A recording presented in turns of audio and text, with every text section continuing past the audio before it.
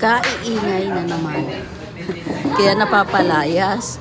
Basta talaga nag-ipon-ipon itong pamilya Castillo na to. Talagang kaiingay, kalalakas ng boses. Akala mo naman ay lagi si panggigil at laging mga galit eh. Pero yan lang nagpupulong-pulong, nagkukwentuhan lang ba? Temo, dito sa aming kinainan, kami lang ang napakaiingay. Sila ay tahimik lahat. Kaya naman nung isang beses ay napalayas kami.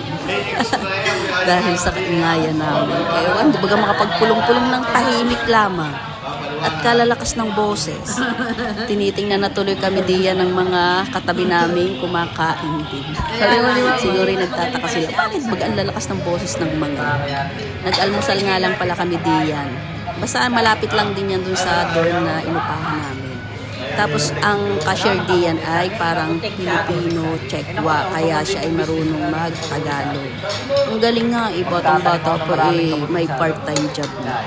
At tingnan mo naman itong si Jay at nakasuot pa ng tupad. Kaya ang dami agad tropa niya sa Taiwan. At hanggang din sa Taiwan ay suot-suot ang kanyang favorite na damit, ang tupad. Lahat tuloy binabati siya kasi alam na Pilipino dahil sa suot niya. Habang sila ay nagpupulong-pulong, ay ako, heto, tuloy-tuloy ang kain. Abay, bahala na kayo diyang magpulong-pulong basta ako ay busog.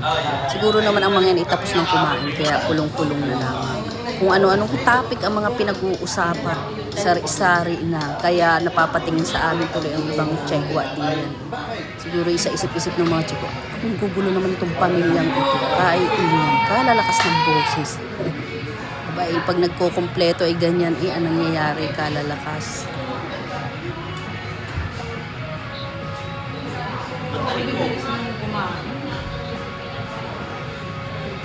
Pero kahit nakatupad yan ng damit, ay kita nyo naman ang suot, naninilaw ang leeg. Panay ang patawan niya.